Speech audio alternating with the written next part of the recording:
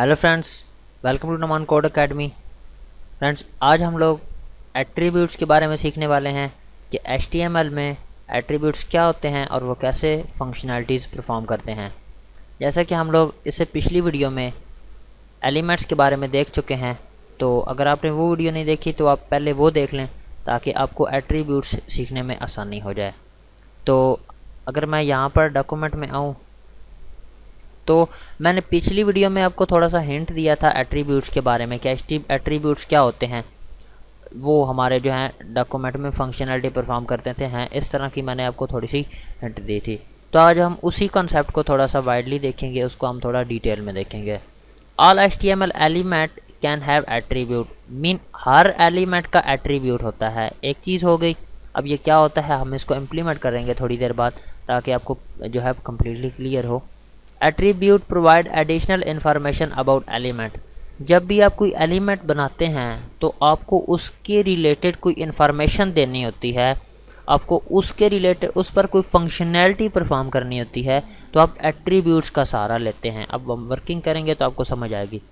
Attribute are always specify in star tag. अब हमने एक चीज़ देखी थी कि हमारा जो एलिमेंट होता है वो टैग्स के सेंटर में लगता है।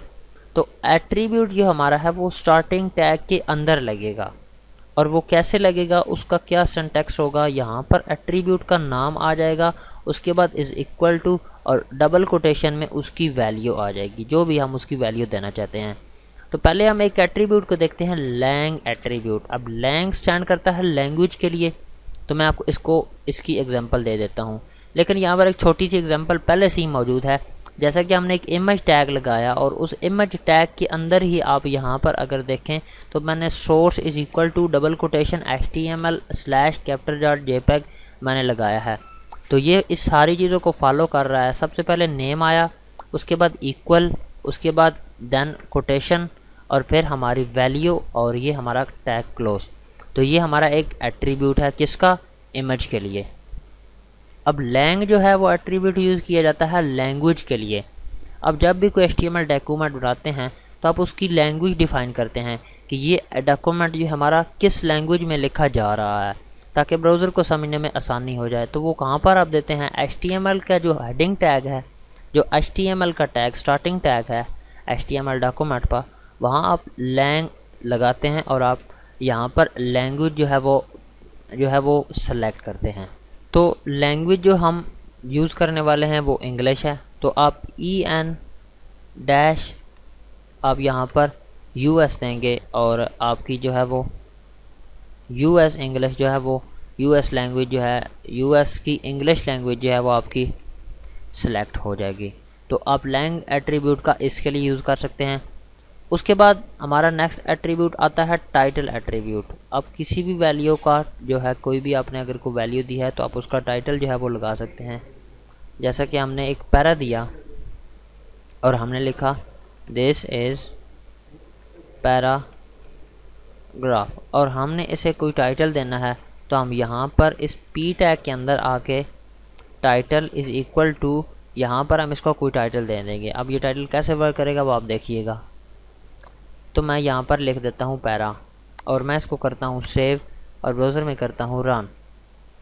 तो यहाँ पर this is paragraph as it is आ गया। लेकिन अगर मैं उस पर ले जाऊँ अपने कर्सर को, तो यहाँ पर देखें आपको एक छोटा सा टिनी सा बॉक्स नज़र आ रहा है जिस पर लिखा है पैरा। तो ये क्या है, ये उसका टाइटल है। तो आप जब भी किसी चीज़ का टाइटल देते हैं तो वो इस तरह से उसके ऊपर शो होना स्टार्ट हो जाता है। तो यहाँ इस तरह से आप लोग किसी भी चीज़ का टाइटल जो है वो डिफ़ाइन कर सकते हैं। उसके बाद टाइटल के बाद आ जाता है हाइपर रेफरेंस एट्रीब्यूट। जैसा कि मैंने आपको लिंक वाली वीडियो पीछे जो हमने इंट्रोडक्शन वीडियो बेसिक वीडियो दी थी, वहाँ पर मैंने आपको बताया था कि आप किस तरह से आप यू को जो है हाइपर रेफरेंस दे सकते हैं। मज़ीद हम आगे भी पढ़ेंगे इंशाल्लाह। तो जैसा कि मैंने कोई लिंक बनानी है, ए टैग से मैं हाइपर रेफरेंस यहाँ पर देता हूँ। तो हाइपर रेफरेंस का टैग बेसिकली लिंक बनाने के लिए यूज़ होता है। तो मैं अगर www.google.com के साथ लिंक बनाना चाहता हूँ तो मैं यहाँ पर हाइपर रेफरेंस का टैग दूँगा। तो यहाँ पर अब आगे मैं क्लिक हेयर लिखूँ और इसको सेव करके ब्राउज़र पे रन करूँ तो यहाँ क्लिक केयर हमारे पास आ जाएगा और मैं इस पर जब क्लिक करूँगा तो ये हमें अपनी डेस्टिनेशन पर लेकर चला जाएगा जो कि हमारी google.com है। तो हाइपर रेफरेंस का एट्रीब्यूट यूज़ होता है किसी भी चीज़ को, किसी भी एलिमेंट को एड्रेस में कन्वर्ट करने के लिए। यहाँ पर हमारा एलिमेंट है क्लिक हियर और उस एलिमेंट को हमने एड्रेस में कन्वर्ट करना है तो हम हाइपर रेफरेंस यूज़ करेंगे। अगर हमारा दिस इज़ पैराग्राफ एक एलिमेंट है, उसको हमने टाइटल देना है तो हम टाइटल का यूज़ करेंगे। इसी तरह हमने लैंग्वेज सेलेक्ट करनी है तो हम लैंग्वेज का देंगे। इस तरह से हम लोग डिफरेंट यूज़ कर सकते हैं। उसके बाद आ जाता है साइज़। जैसा कि हम लोग ये इमेज लगा चुके हैं, अब आपका माइंड है कि इसकी विड्थ और हाइट कम की जाए, इतनी नहीं चाहिए। तो ये तो वो हाइट है, वो विड्थ है जो कि हमने जब इसको कैप्चर किया था तो वो है। तो अब हमें इसे छोटा करना है तो हम लोग टैग यूज़ करते हैं। साइज़ के लिए डिफरेंट टैग्स यूज़ होते हैं। तो हम साइज़ के लिए कौन सा टैग यूज़ करेंगे, हम लिखेंगे, हमने अगर हाइट करनी है काम तो हम हाइट लिखेंगे। हाइट कितनी, हम 70 लेट से 50 पिक्सल हम कर देते हैं और इसको हम सेव करते हैं और यहाँ पर रन करते हैं। तो यहाँ पर इसकी हाइट 50 पिक्सल होगी। ये देखिए कितना टिनी हो गया। तो इसी तरह आप इसकी विड्थ जो है वो डिफ़ाइन कर सकते हैं 100 पिक्सल।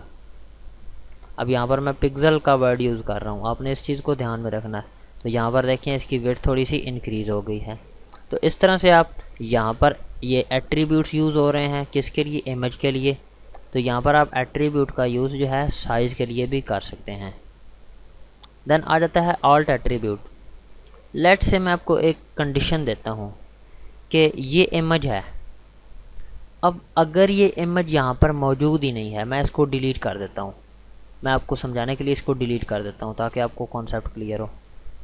या मैं HTML डॉक्यूमेंट में गया, इसको मैंने डिलीट कर दिया तो अब इसकी एग्जिस्टेंस नहीं रही। मैं इसको ब्राउज़र में जब रिफ़्रेश करूँगा तो यहाँ पर हमें ये आइकन शो कर रहा है।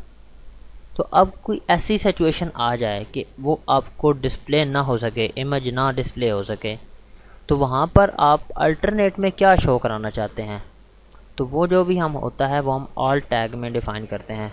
उसके लिए हम ऑल टैग का यूज़ करेंगे और यहाँ पर हम लिख देते हैं, लेट से हम लिखते हैं कि यहाँ पर आप शो कर दें इमेज इज़ नॉट लोड, और हम इसको सेव करके ब्राउज़र में रन करते हैं।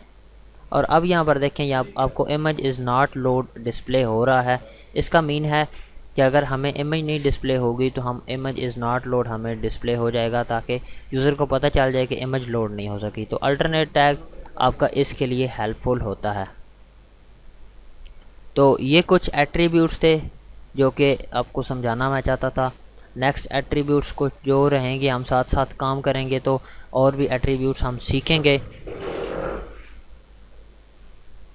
तो इस तरह से हम लोग जो है आगे वो बढ़ते जाएंगे। तो आज के लिए इतना ही। तो इंशाल्लाह हम नेक्स्ट वीडियो में हम कुछ और चीज़ें डिस्कस करेंगे। तब तक के लिए टेक केयर, बाय बाय।